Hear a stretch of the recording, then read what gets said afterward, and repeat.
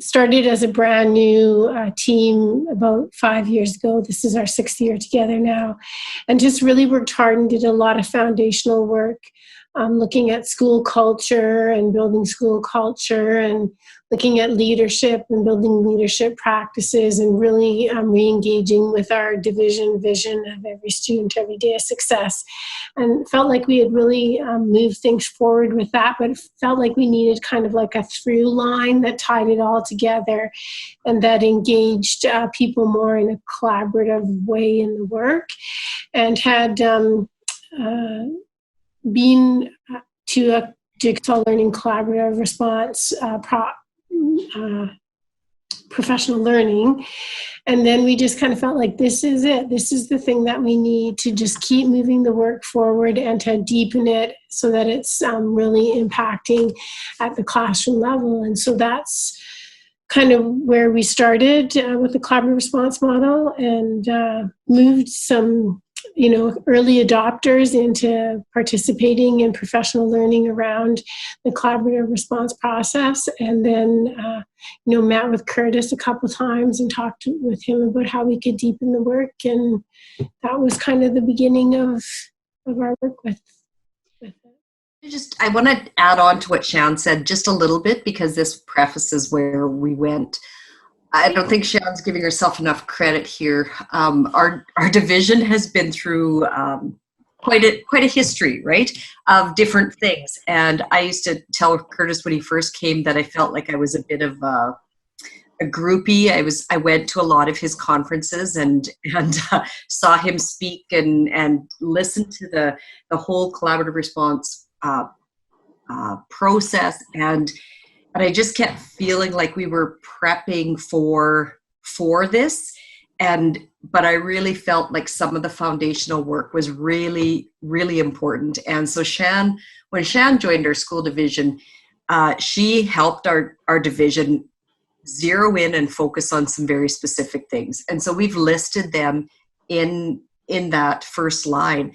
And that was honestly, that was really important, because that foundation really helped people to join into the collaborative response work without it feeling like an extra. And I know so it was like the timing was right for it. I was so excited because for years it was like, okay, we're not there yet. We're not. And this was before Shan even came to our division. I knew it. I understood it and thought it was great, but I thought we just weren't ready for it. We were never at a spot where I felt like people were going to grab onto it. And so I do really believe that solid foundation and the work that we've been doing, when we came to the collaborative response work, people knew what to talk about because they'd been doing this work. And if anything, now they thought, oh, okay, we did some of that. I need to go back to that now, which is what we're doing right now, is going back into the looking at the data piece. And Shan said, well, I taught this, or I did this before. And it's like, yeah, but we've had new people. We need to, so it's really actually exciting to see people wanting to now go even deeper with all of these foundational pieces. Although we did it, they're now wanting to take that next step to go deeper. So I would say that sort of adds to the piece of the why implement. Because we had done the work, we always knew, like, we were really cognizant of, I think, as a division about a teacher workload and trying to ensure that we were doing the right work, but yet not adding on. And so it was really important that this didn't come as an add-on, as a new initiative. So I think the division was really wise in not setting this up in a way that it was a one-size-fits-all process, that everybody was going to be doing the same thing. So they sprinkled in levels of support. And honestly, I truly believe those are the pieces that helped this to sort of grow naturally in our division. So people had started going to, we'd taken some people from the inclusion team to the Jigsaw learning pieces. We happened to be able to have some funding to support every school to take a few people to learn more about the collaborative response model at the Jigsaw Learning conference, the startup conferences. I think they were at the beginning of the year. So we helped pay for staff, several staff, like 2 or 3 at least from every building to go. So people got a foundation. And then after that, like when we brought Curtis in, then people already, they could bring a team to come listen to him.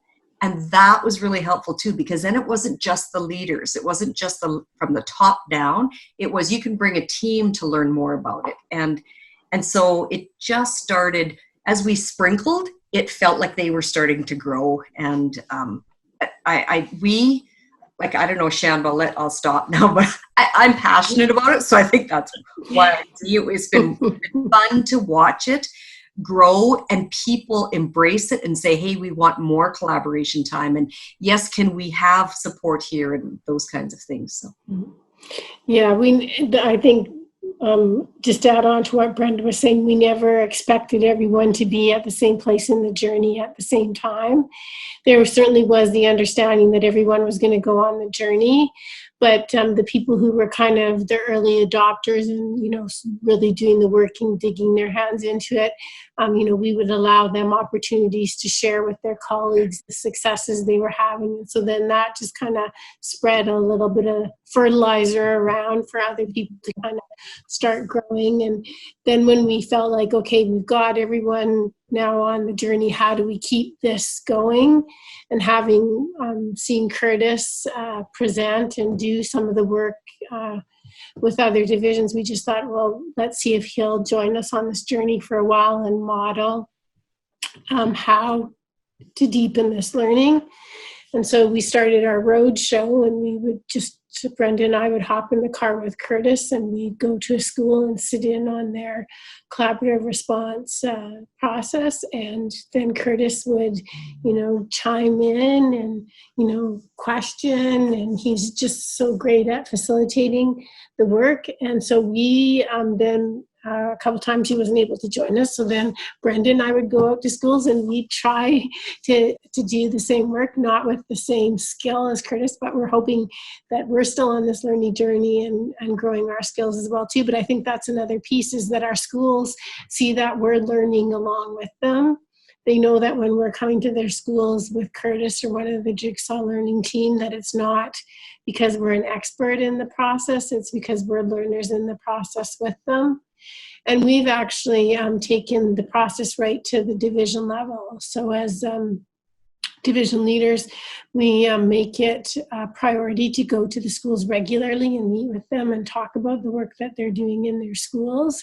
And so then we use the collaborative response process to debrief those meetings and to determine what continuum of supports and what work we need to do with our schools. At the division level, I can say we just finished our second school review team meetings with schools, and we just finished our second debrief. So every time we go out in teams of 2 division leaders, and we have 4 to 5 schools that we're responsible for, and we switch those up every year so we get to know all of our schools. But then we meet after and we debrief and talk about our conversations with schools and the work they're doing. And I don't know if you felt this way, Brenda, but I've just found as we progress, our conversations are deeper. We just had a new member join our division leadership team, and they said that they were amazed at how well we knew our schools and how rich the conversations we were having around the work that was happening in those buildings and around the support that we were going to offer them as a division leadership team. All of our schools, they know that, Brenda and her partner are their school review team people, and they certainly phone them, but all of our schools know that we know what's happening in their schools, so they don't hesitate to contact any of us for support or if they need something. So I think, the biggest impact it's had at the division level is and this has always been our goal, to move away from being a school system where each individual school is kind of just doing their own thing, and to a system of schools where everyone is speaking the same language. Everyone knows we're on this journey together. We're even at a point where schools are starting to collaborate together across schools, with collaborative response and other things that are going on in the division. Yeah, they say one of the indicators of good leadership is that schools don't feel like things are being done to them, but rather they're being done with them. And, in the last couple of years, especially with collaborative response, I feel like our schools feel like we're doing things with them and that we're truly listening to what the needs are. Is it perfect? No, I'm sure there's still lots of times where people think, oh no, division office is doing this again. But I would say overall, that's less than it has been in the past.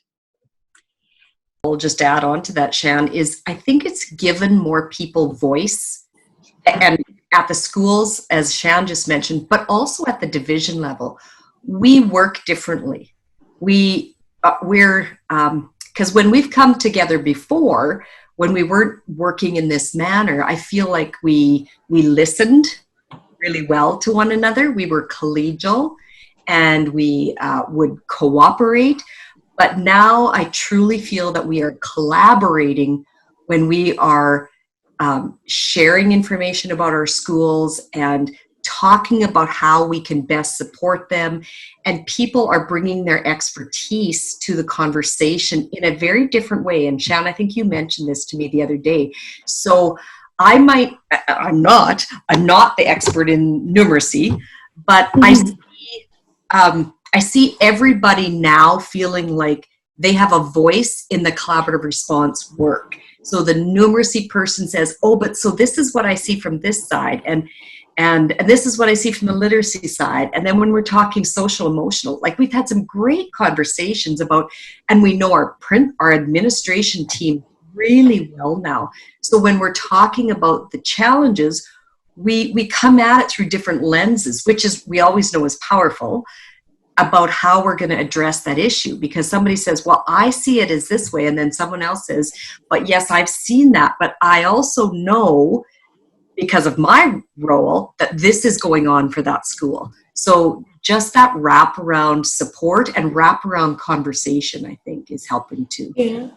Yeah, you're right, Brenda. I would say that probably in the past couple of years, even us as a learning department team have become really strong.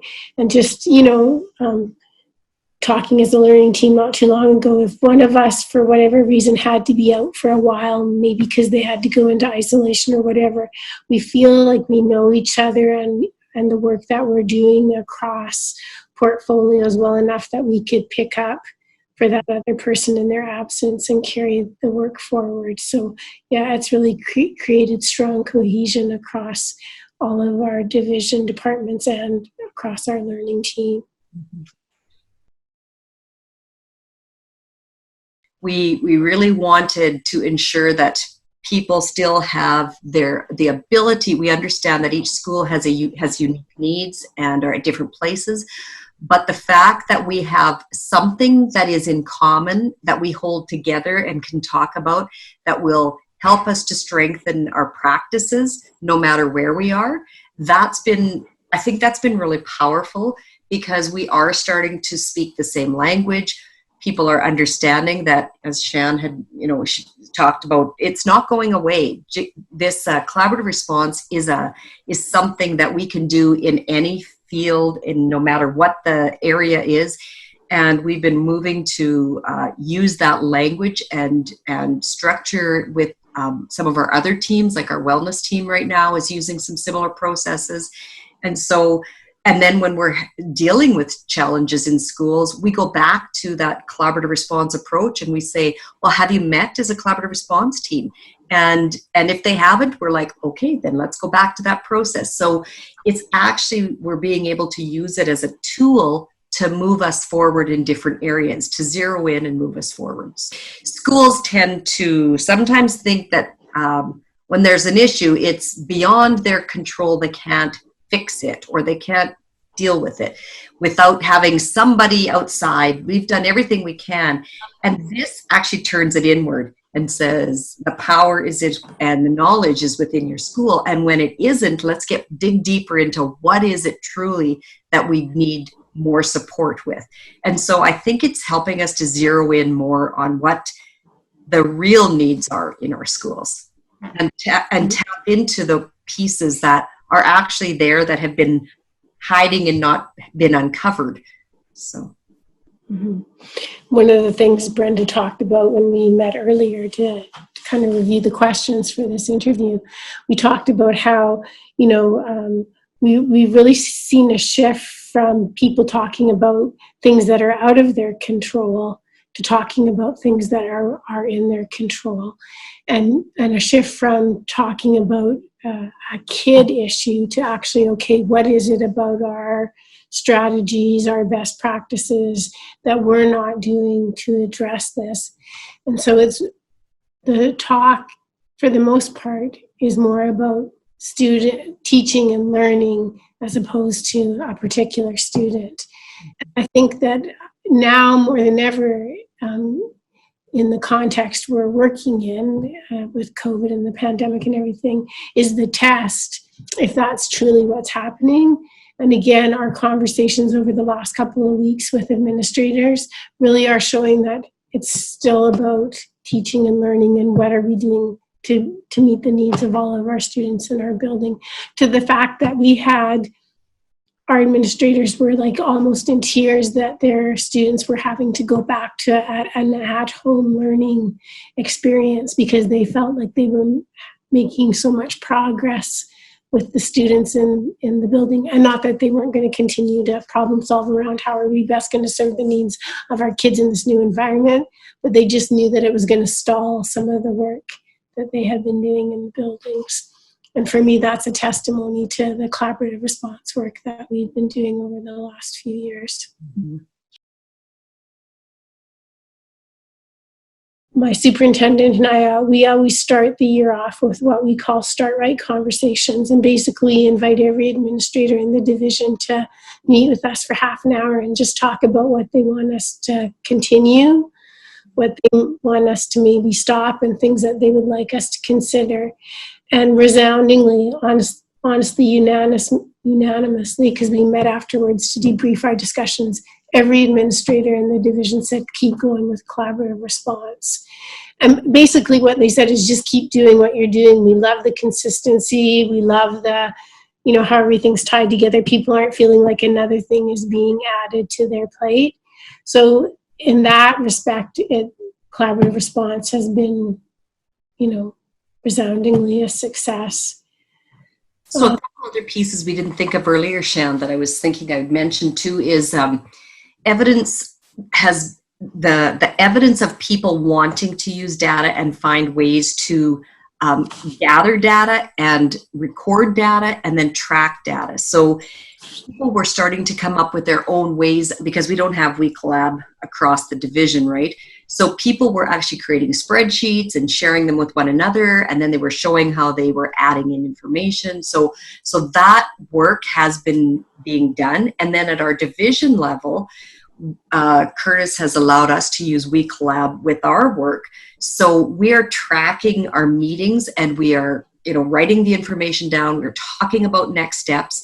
We are sorting our schools by color. And so the evidence shows it's interesting how our schools might be in the red zone, if you want to call it that, or at a certain point in the year when we've talked about them, oh no, they need to be there, but here's the supports that we're going to put in place. So it's always a celebration when, no, I don't think they need to be there anymore. No, they're doing well. We can move them. So that is actual visual evidence for us that these schools are moving. So you can see from at the beginning of the year, you might have had more schools in the red and yellow.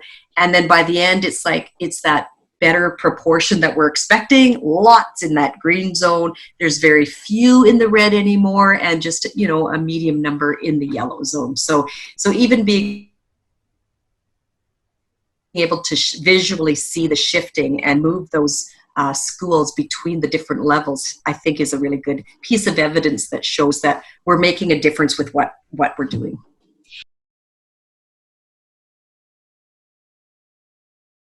Allowing schools to take their time on the journey.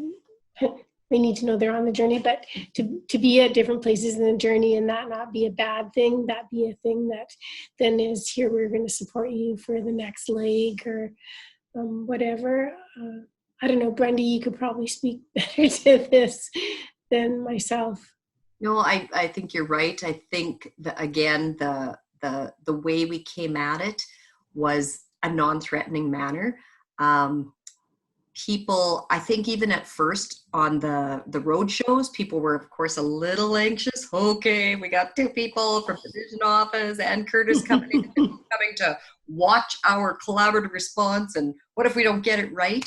And when they saw the supportive coaching model that was used, and when we articulated it very early, we are here as learners as well. We're trying to learn this work. Curtis is the guru at this, not us. So we're just learning together or alongside you. And you could see as we go into schools, people are, and as Curtis's presence sort of continued at our admin meetings, people prep their staffs in different ways. And you can just see that the shoulders are coming down. It's much more natural. We can just slide in and listen, and the conversation continues. And I think that's a huge piece. And the accountability piece is really for them. We're doing this with them, but it's also for them. This is a very, it's a selfless piece where we are helping to ensure time for them to do this work, because it's so important for them to have time to do this work at their schools. And as a result, I truly believe that people have embraced it. So it's not like division offices coming out and they're coming out to observe our results and see how we're doing. It's no, they want to see that you're actually talking about your challenges and collaborating with other people to solve some of the challenges or put some strategies in place. And that's exactly what we want. We see more people talking about teaching and learning now than I think we've seen in a long, long time in many of the things that we do. So that's our goal, right? That's what our organizational goal is. It's actually pretty exciting to see that people are trying, they're even taking some chances and trying some new strategies.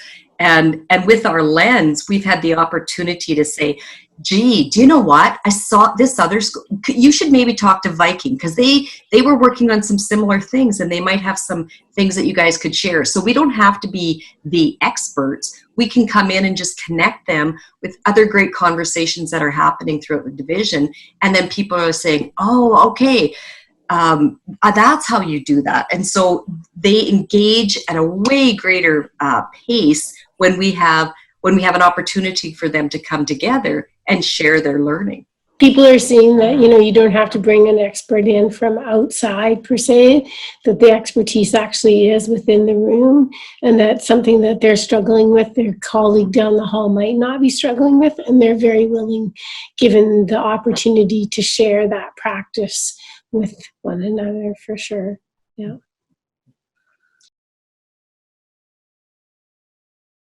For us, some of the best professional learning has been driving in the car with Curtis from school to school, debriefing what he did and, talking about, well, we tried this. And so, some of your best conversations actually don't happen in a meeting room. They happen while you're driving in the car to go to the next site or whatever. And that's been really good professional learning for us. And then, even when Brenda and I had to go to a few schools on our own, we still did the same thing. We debrief what happened at the school and say, oh, well, maybe we should phone them back and talk to them about this or whatever. So those debriefing times really are an important aspect of the process as well. They are. And then we also debriefed with the admin team that we were at. Mm-hmm. It was a separate sort of meeting, or else it was after the meeting. And that we found really valuable too, because they really were there as learners and wanting to know how can I improve. So it's great to see people really wanting this, I guess.